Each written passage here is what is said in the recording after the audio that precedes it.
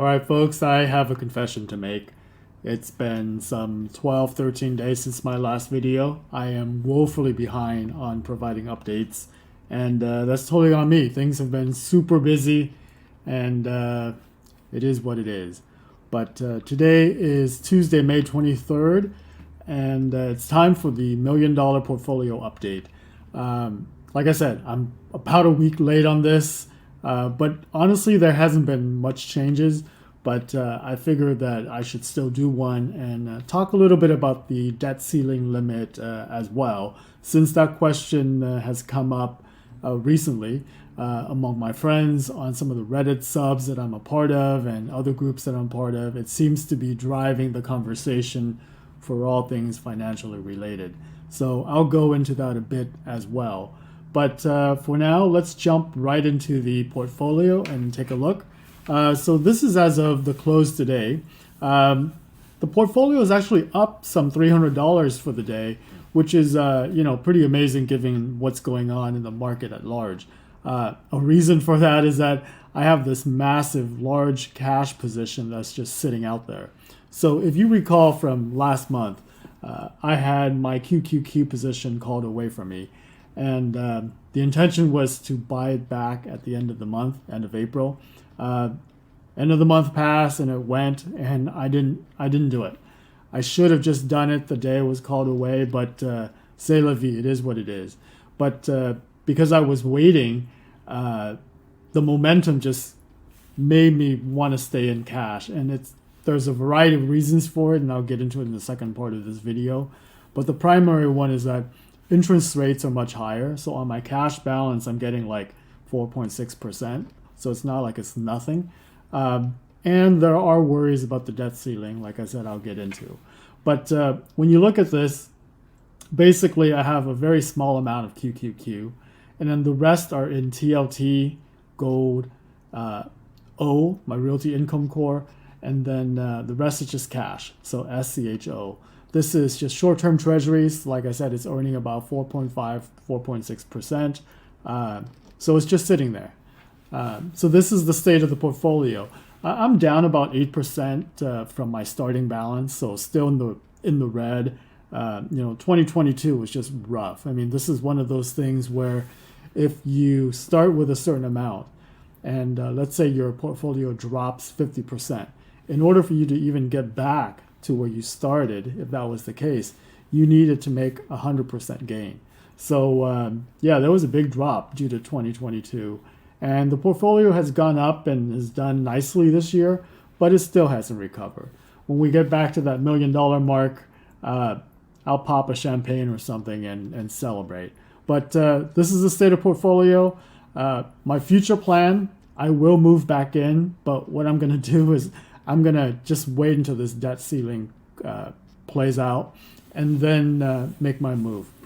So speaking of waiting for the debt ceiling drama to play out, let me give you some thoughts on it and what went into the decision of just sitting on the cash. So the first one was that cash is earning a decent return.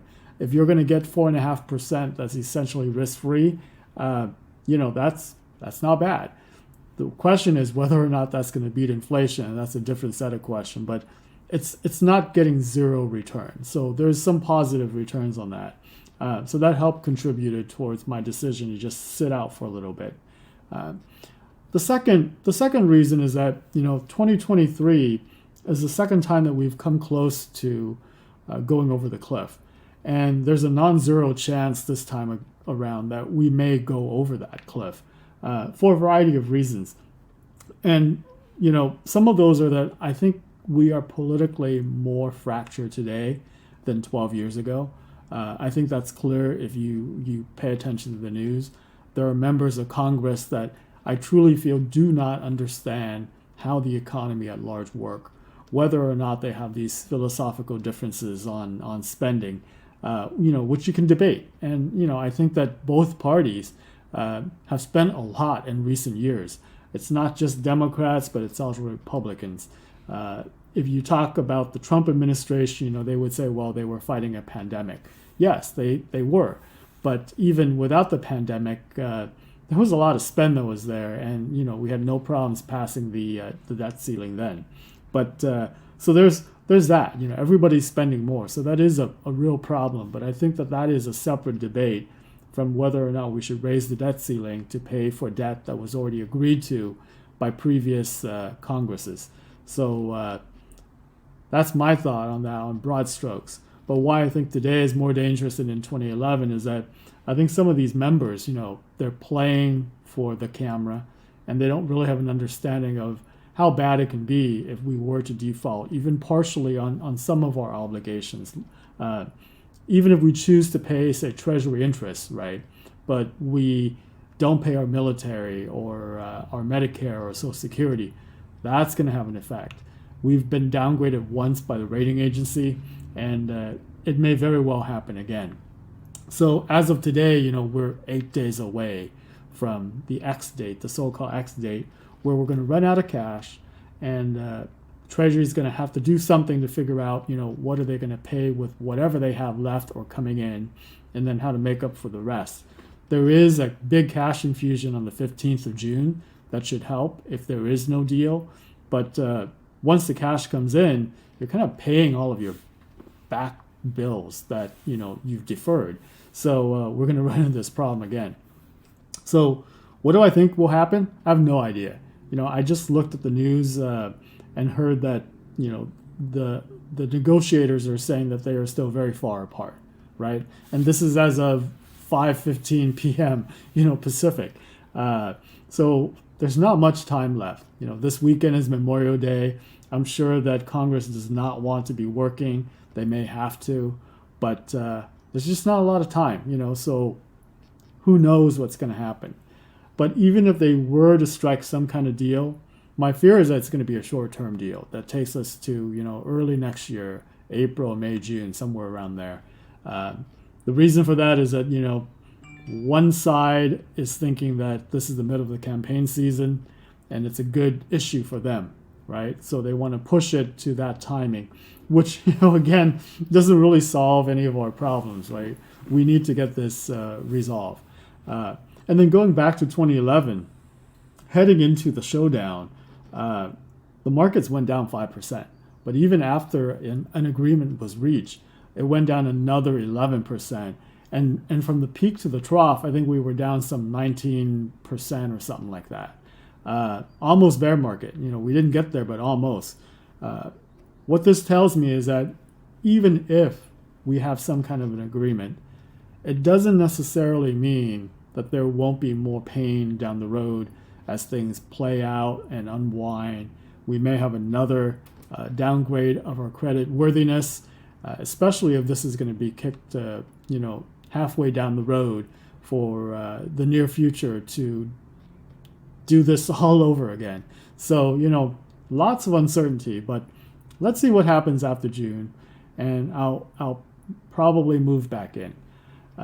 There again, I say probably because I know better than what I'm doing, which is really market timing, because I'm looking at this situation and saying, hey, if this happens, then I'd be better off in cash. I can go back in and buy things at a discount, so on and so forth.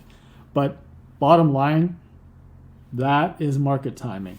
And like I said, I should know better, right? I'm preaching that you should buy and hold, and it was my intention to, but the reality of the situation is that your emotions get in the way, and mine get in the way. Sometimes I think I know better than I really do, right? Like right now. And if I had half a brain, I probably should buy in tomorrow. But, I'm kind of pot committed, so to speak. So it is what it is. If you had stuck with this allocation that is in my $1 million portfolio since the beginning of the year, my friend told me that you would have been up some 14.9% year to date. Last I looked, it was like high 13%. So that feels about right because the NASDAQ has been on a tear in the last week or so. So there is that. My situation is a bit more complicated because while this is one account that I'm making public for you all to see, I have other accounts. And while it's my intention to shift my portfolio over to this allocation, there are a lot of considerations, taxes and everything else, because if I were to sell stuff that I'm holding right now at a gain, buy into this allocation, I have to pay taxes on those gains. So there's a lot of complexity that's at play here for my overall portfolio. But that's neither here or there for this $1 million account. But in any case, that's the update. I kind of rambled for this month, a bit late and all that, but hopefully it gives you a peek into my thinking, what the portfolio currently looks like. If I were in that allocation in this portfolio, all the time since the beginning of the year, I probably would have been up, pretty significantly. So it is what it is. Anyways, thanks for checking in with me, and I'll see you in the next video. Later.